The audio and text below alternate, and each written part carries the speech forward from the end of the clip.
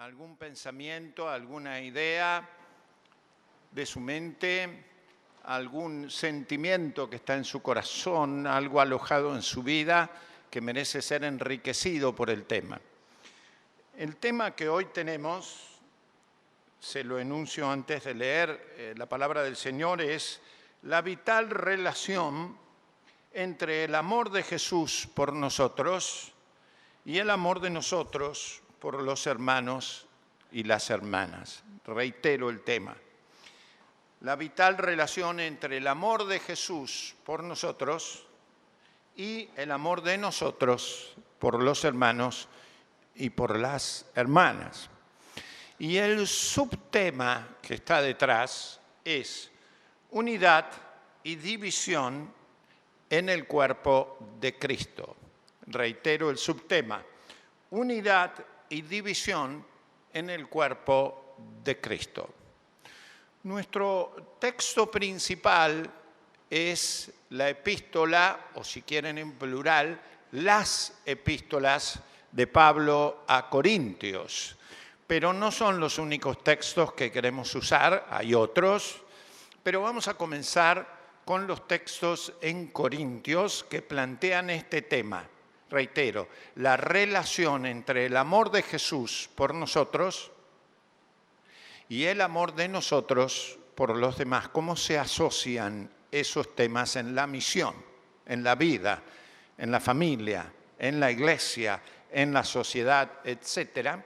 Y como tema, si ustedes quieren más práctico, ¿qué sucede cuando el amor es real, cuando el amor se practica y la unidad entre los hermanos, o al revés, cuando en nuestra espiritualidad ocurre que hay un decaimiento en nuestra experimentación del amor de Jesús en nuestra vida, lo cual produce en la congregación o en los círculos donde uno se mueve desunión, peleas o facciones, sectores, y eso se siente y se experimenta como un gran dolor. Comenzamos la lectura de algunos textos. El primero, muy elocuente, es 1 Corintios 1:10. No fluya tan rápidamente sobre el texto. Hoy, por una razón de tiempo, nosotros lo leemos y pasamos a otro, pero después usted puede volver. De hecho, este texto lo analizamos el miércoles en nuestra reunión de oración y los hermanos proveyeron algún dato también para la meditación en esta mañana. 1 Corintios 1:10, donde San Pablo dice: os ruego pues, hermanos, por el nombre de nuestro Señor Jesucristo, que habléis todos una misma cosa y que no haya entre vosotros divisiones, sino que estéis perfectamente unidos en una misma mente y en un mismo parecer. Nosotros creemos que la palabra de Dios tiene que hacer correcciones entre nosotros siempre. Fíjense cómo este texto tiene que corregir nuestra comunidad. Ciertamente nosotros hemos experimentado esto, de manera que tomar en serio la palabra del Señor es permitir que la enseñanza de Jesús modifique no un programa, sino nuestra vida, nuestra relación. Los programas son consecuencias de lo que estamos llevando. Es más, a veces el correr detrás de programas y de actividades disimula la importancia de lo que está detrás. Puede ocurrir también en una familia, que la superactividad de una familia disimule lo que no está pasando o lo que sí está pasando en el hogar. Eso sucede cuando alguien se jubila y vuelve a la casa y después dice: che, pero estábamos mejor cuando estabas afuera. Claro, porque al volver y tener más tiempo, ponen en evidencia lo que estaba en la relación, no afuera en la actividad. ¿Sí? ¿Se entendió? Ese concepto es muy importante, muy decisivo. 1 Corintios 1:10. Segundo, 1 Corintios 3, versículos 1-3, donde Pablo vuelve con la misma comunidad. San Pablo siente que esta es una iglesia que está repleta de dones Ese es uno de los temas de la epístola también, la exuberancia de dones espirituales. Una iglesia florida, si ustedes quieren, en capacidades. Sin embargo, San Pablo dice: yo, hermanos, no pude hablaros como a espirituales, sino como a carnales. Y fíjense cómo los llama: niños en Cristo. Y tuve que darles a beber leche y no vianda, porque aún no erais capaces, ni sois capaces todavía, porque aún sois carnales. ¿Y cuál es la razón que le lleva a él para dar esta tremenda observación?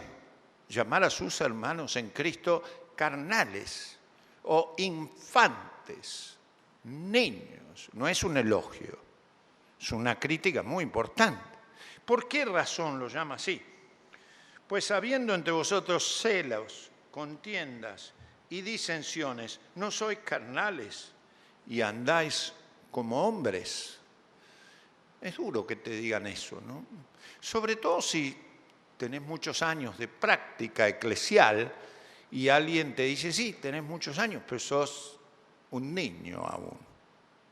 Es como que hubieras repetido tu primer grado o tu segundo grado, o no pasaste el primario en cuanto al conocimiento y a la madurez, ¿no es cierto? Duro, duro. Pero no quedó ahí. En 1 Corintios también, siempre a los mismos hermanos, pero en su capítulo 13,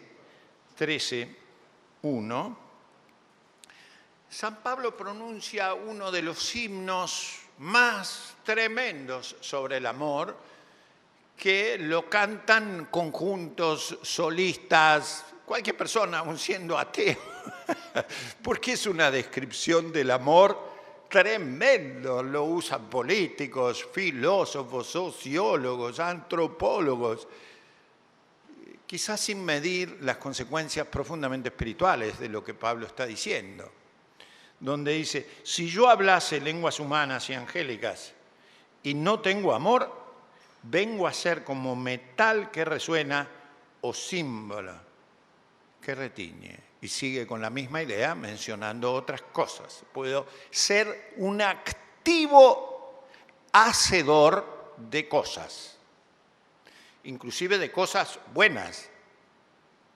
¿Qué digo? Muy buenas, inclusive necesarias. A veces se dice: no importa tanto ser como hacer, no hay tanto que decir sino que hacer. Cuidado con eso, cuidado con eso, cuidado con eso. San Pablo dice: si yo hago, pero no soy amoroso, mucho ruido, pero no hay profundidad. No hay profundidad, no hay esencia, no hay contenido. Y la palabra es una palabra muy importante: amor. No cariño, no afecto, no simpatía, no agradable, no bondadoso, sino amoroso, amoroso. Amor profundo, agape, amor agape, así lo llama la Biblia en su profundidad. Pero San Pablo no se queda tranquilo. En su segunda carta vuelve una y otra vez sobre el tema, y en 2 Corintios capítulo 5, el verso 14, va a intentar definir qué es lo que debe mover al cristiano, qué es lo que moviliza al cristiano, cuál es el motor para la actividad cristiana, cuál es el motor para la vida, qué es lo que define en esencia el ser cristiano, qué es lo que nos define a nosotros como personas. 2 Corintios entonces 5:14 dice: el amor de Cristo nos constriñe, pensando esto, que si uno murió por todos, luego todos murieron. Y sigue con una teología maravillosa del amor definido como dación, como entrega de alguien que porque ama es capaz de dar la vida por el amado, aunque el amado sea un pecador. Es decir, no posea virtudes como para que diga, yo voy a morir por el que es más virtuoso de todos, porque de esa manera yo me enriquezco. No. Fantástico texto de la palabra del Señor. Y en 2 Corintios también, pero en el capítulo 13, último texto de Corintios, 2 Corintios 13, 11.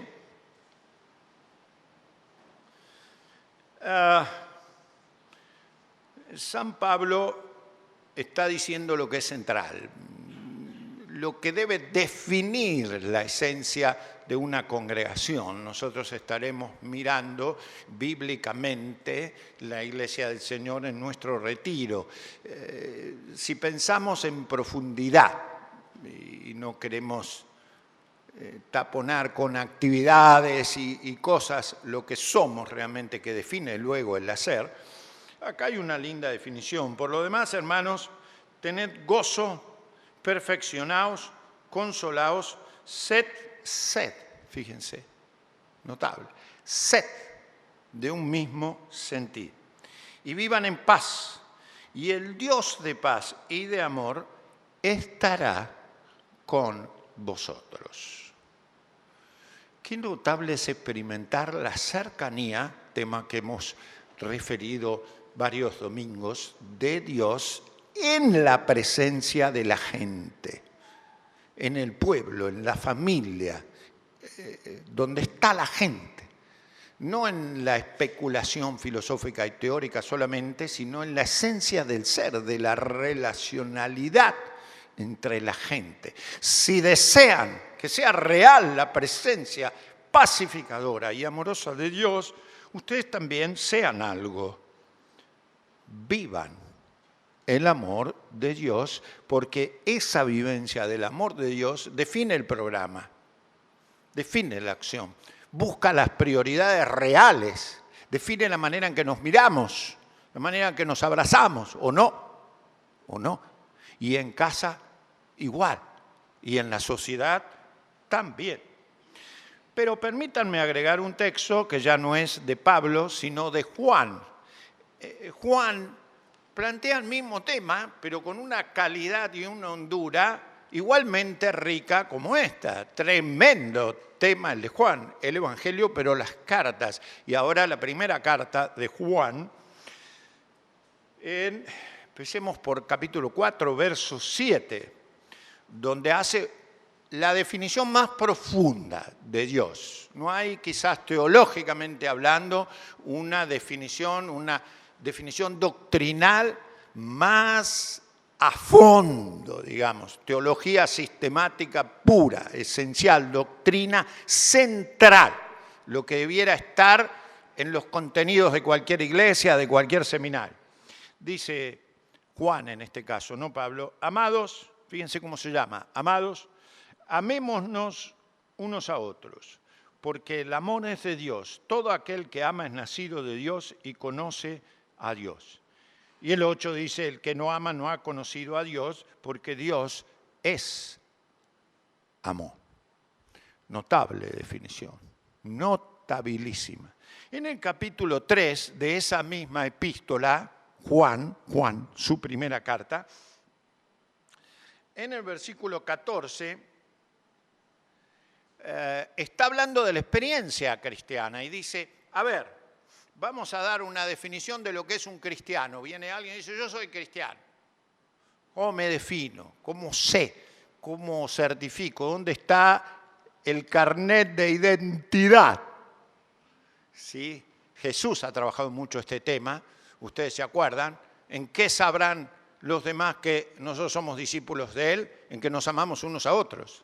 No solo que lo amamos a Él, sino que fruto del amor de Él por nosotros y de nuestro amor por Él, nos amamos. No que nos respetamos solamente, no que nos sentimos miembros de una misma iglesia, sino que nos amamos unos a otros con la calidad profunda con que Él nos ama a nosotros. Pero en este texto 3.14 ahonda esa definición teológica y dice, 3:14 de 1 Juan, nosotros sabemos que hemos pasado de muerte a vida en que amamos a los hermanos. El que no ama a su hermano permanece en muerte. ¡Wow! Tremenda definición. Y en el versículo 16 dice, en esto hemos conocido el amor, en que Él puso su vida por nosotros y por lo tanto también nosotros debemos poner nuestras vidas por los hermanos. Y esto es bien concreto, no es solamente un discurso sobre el amor, no es solamente un buen mensaje, no es solamente una agradable filosofía, no es solamente una poesía que hace bien, no es solamente la letra de una canción que nos gusta, sino la esencia del cristianismo. Si sos un cristiano renacido, si pasaste de muerte a vida, la nota saliente que demuestra que lo sos es que amás a tu hermano con la capacidad y la posibilidad, con la habilitación que te ha dado el amor de Jesús por tu vida. Es notable, ¿no? Es notable. 1 Corintios tiene como uno de los temas fundamentales el tema nuestro de hoy. La relación profunda entre el amor de Dios y el amor entre los hermanos y la formación de la comunidad. Reitero, el tema en Corintios, el amor de Jesús por nosotros y relacionado con eso, la consecuencia o el resultado del amor de nosotros, no solamente por Él, sino por los hermanos y hermanas y la formación que resulta de eso que llama comunidad eclesial. La iglesia es una comunidad que ama. Una nota saliente. Pero también es tema de San Pablo, ¿qué ocurre cuando eso que es lo central, no se visualiza? ¿Qué está pasando en la espiritualidad de la congregación o de la familia o de ese grupo de cristianos?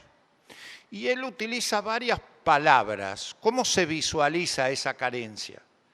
Utiliza palabras como esta: aparición de divisiones, contiendas, peleas, creación de grupos enemistados.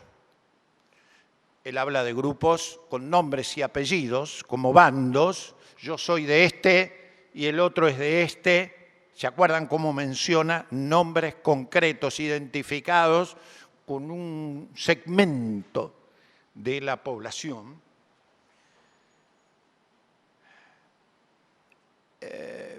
Y se ocupa de lo que él llama la carnalidad de divisiones. ¿Cómo son los hermanos cuando se dividen?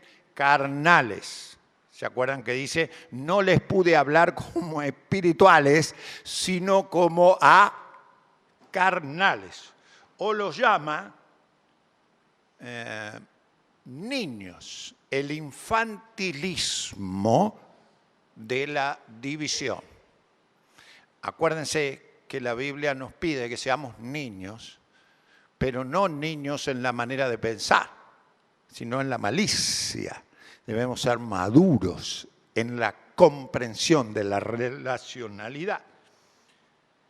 Y entonces él se ocupa de ver cuál es la receta, si es que hay una, cuál es el camino mejor cuando esto ocurre. Él ha tratado de definir los dones. ¿Se acuerdan que ha hecho una lista de dones? Pero dice, hermanos, yo creo que antes que hablar de los dones, antes que hablar de la actividad, antes que hablar del programa, de los reglamentos, de las cosas, hay que hablar de la esencia. Hay que hablar de lo que es. Y lo que es en el pensamiento cristiano es el amor de Cristo transformando los corazones de las personas para que éstas transformadas amorosamente amen. Y la identidad es una iglesia que se entrena para amar mejor. No para recitar poesía sobre el amor. Eso puede ser, claro, eso puede ayudar. Pero no es eso lo que busca. Lo que busca es que el amor sea.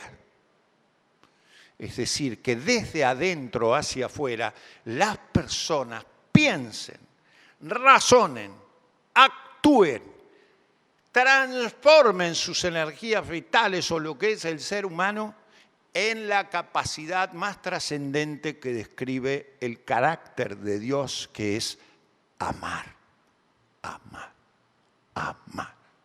Eso es la nota que debiera trascender. La gente busca amar.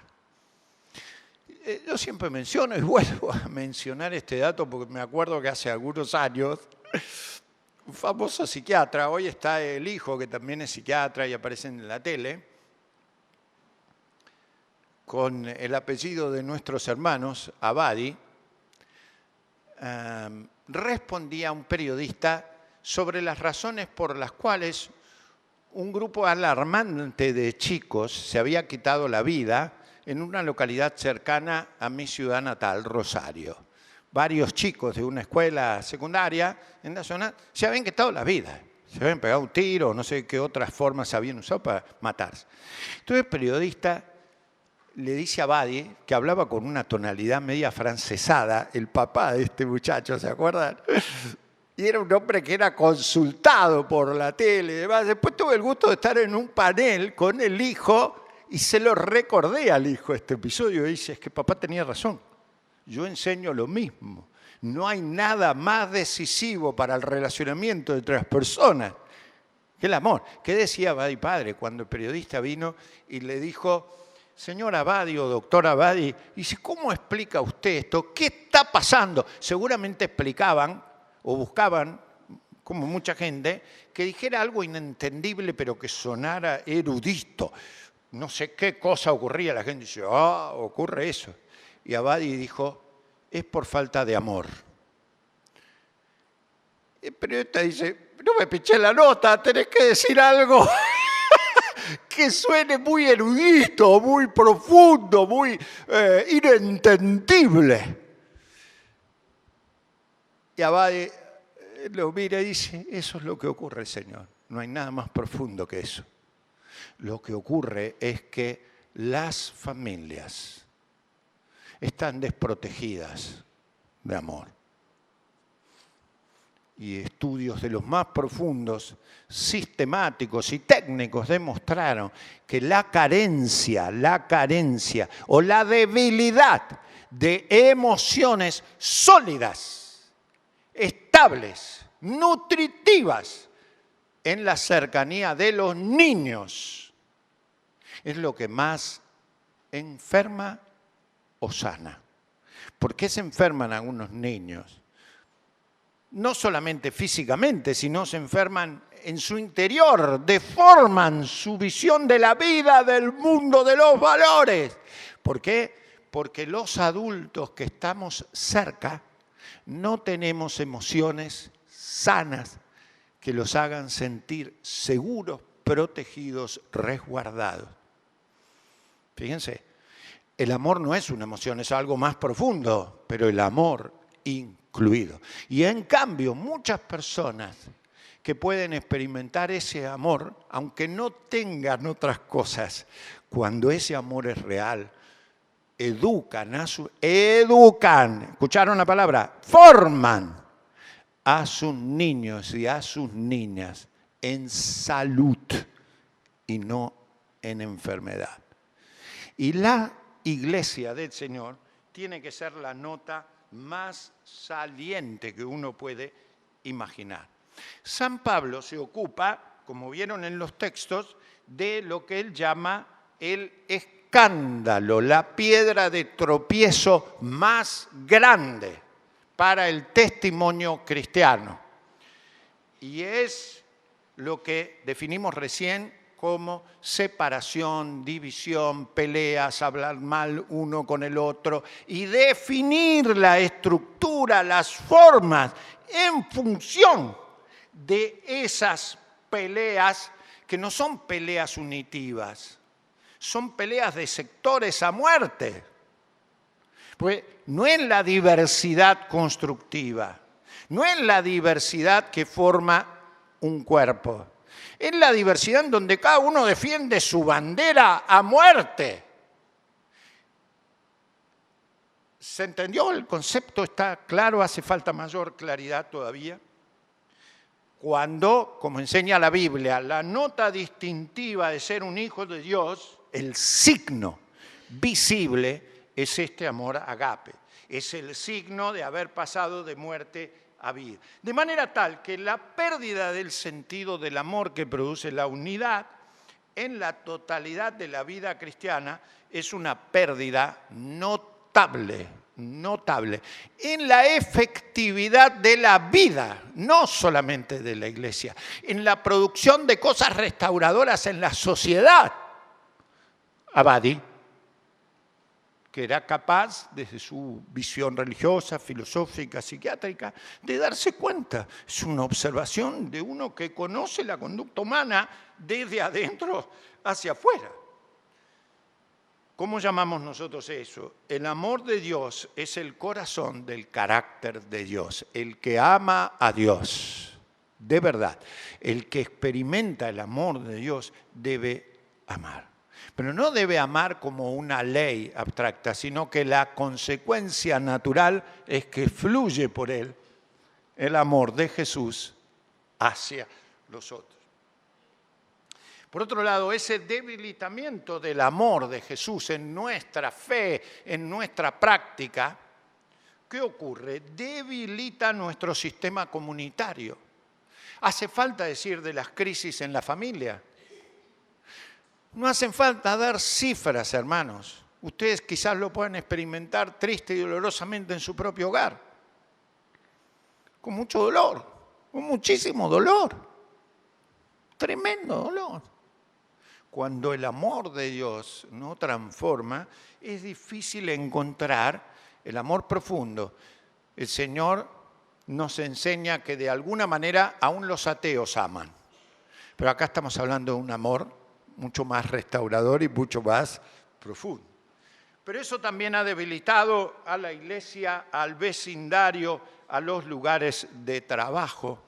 Tenemos miedo del vecino, y con razones. Miedo, mucho miedo. O en los trabajos no se percibe eso. ¿Hace falta que lo diga más? Cuando la Biblia es clarísima, todo el Nuevo Testamento pone una gran fuerza en la unidad que resulta del amor. Solamente salto sobre los textos, ustedes harán bien después en profundizar. En Juan 17, la famosa oración de Jesús, Jesús ora para que el amor entre ellos dos, el Padre y el Hijo, ese amor, el amor de ellos dos, Padre e Hijo, ese amor, no cualquier amor, sea el mismo que entre los hermanos. ¿Cómo se tienen que amar los hermanos? Y en la oración de Jesús, Padre, que esto sea una realidad para que el mundo crea. Tienen que amarse como tú me amas a mí. Con este amor con que tú me amas, yo deseo que ellos se amen entre sí. En Efesios, Pablo habla de la unidad como una vocación del discípulo. Es un llamado la unidad, no es una sugerencia. Si les viene bien, reserven un tiempito de su fe para hacerlo. De vez en cuando, en alguna actividad, inyéctenle un granito de arena, póngale un poquito de swing, coman algún día entre ustedes, lo cual es fantástico y está bueno, pero va mucho más profundo. Son llamados a amarse. Jesús lo llama su mandamiento principal. Y no vamos a decir, porque es demasiado difícil y no queremos complicarnos, que Jesús aún profundiza eso para el amor al enemigo inclusive. ¡Al enemigo! Pero dejémoslo, amar al que se ama. Miren ustedes, para decir, Empecemos con lo básico. Como el tiempo me corre, en Romanos Pablo expresa el imperativo de la unanimidad con la cual se glorifica a Dios. Es muy difícil glorificar el nombre de Dios, es decir, adorar, tener un culto celebratorio, hablar de la adoración, podemos hablar de la buena calidad de los instrumentos, tenemos que hacerlo, eso es fundamental, del sonido, de los aparatos, de todo esto. Pero lo más profundo, lo que marca lo distintivo, es esa capacidad interior de nuestro corazón y nuestra mente que nos permita alabarlo y glorificarlo desde el amor. ¿Se entendió el llamado? En 2 Corintios, como leímos, la presencia del amor y la paz de Dios se experimentan en la búsqueda de un mismo sentir. En Filipenses, San Pablo nos hace pensar en la capacidad de sentir como siente Cristo, esa humildad de morir por los demás. Haya pues en ustedes el mismo sentir que hubo en Cristo. Qué notable. O, por ejemplo, él dice que la alegría y el servicio son afectados cuando ese mismo sentir se rompe. Y concluyo. Hay más, pero esta noche podemos conversar algo más todavía. Los grandes adelantos mejoran las distancias. No hace falta decirlo, ¿no? Recién le cantamos, espero que lo haya escuchado ya, a Adolfo, que no está acá. Y espero que el canto nuestro y el aplauso nuestro llegue a él. ¡Qué maravilla! Yo a veces cuando viajo por ahí busco el cosito que comunica para ver la Febe. Y me emociona al verla, pero no la tengo ahí. La presencia viva es mejor. Un abrazo de ella físicamente no es equivalente al abrazo a través del aparato. Eso lo tengo bien claro. ¿Verdad que ustedes también? Pero qué maravilla es poder comunicarnos a tanta distancia, ¿no? Sin embargo, a pesar de eso, la comunión y el amor con los que tenemos cerca no ha crecido proporcionalmente con esa velocidad. ¿Se dieron cuenta? ¿Saben lo que decía Luther King? Celebramos un aniversario el otro día de algo que repetí muchas veces. Los hombres hemos aprendido a volar como los aviones, o los pájaros, perdón. Hemos aprendido a nadar como los peces. Pero lo que no aprendimos muy bien es el maravilloso arte de comer juntos en una misma mesa como hermanos. A veces no lo podemos hacer. Nosotros citamos a Luther King, pero San Pablo ya lo decía, hermanos, cuando se reúnen ustedes para comer, en sus famosas comidas, previas a la adoración o posteriores, y no se pueden ver, no crean que eso es muy espiritual, ¿eh? No. Eso es muy carnal. De espiritual tiene muy poco. ¿La receta cuál es? ¿Empezar a dar sermones y demás? Puede ser. Pero la receta más profunda es volver no a lo simple, a lo central. Es buscar la relación entre el amor de Cristo por mí y mi amor por los demás. Si no experimento en profundidad que Jesús me ama y permito que Él me transforme, ¿sí? Es muy difícil amar a los demás. Y eso lo puede comprender un niño. Como saben, tengo 2 nietos. Y hace poco cuando salimos y estábamos los 4, mi señora, yo y los 2 nietos,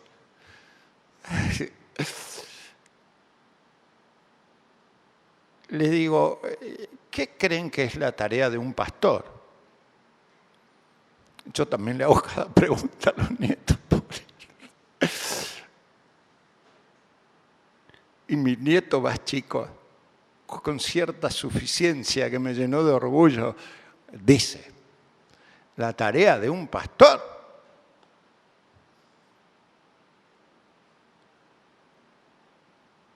es hacer lo que hace Jesús. Se acabó el diálogo. ¿Por qué? ¿Qué puedo agregar? Si lo central es a Él. Hace usted lo que hace Jesús en su corazón, que es amar o recita, pero no lo vive. Es bueno recitar, pero mucho más decisivo es experimentar el amor de Cristo en la vida y amar a los que tengo cerca. Amarlos, amarlos, amarlos. Amén.